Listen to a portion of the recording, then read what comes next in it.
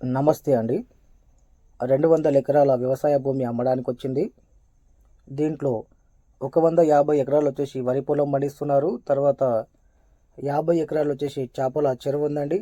ఇంకా near by highway నుంచి చూసుకున్నా కూడా ఓన్లీ 200 మీటర్స్ లోపలికి ఉంటుంది.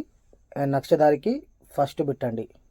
ఇంకా కృష్ణ రివర్ నుంచి చూసుకుంటే 36 మోటార్స్ ఉన్నాయండి.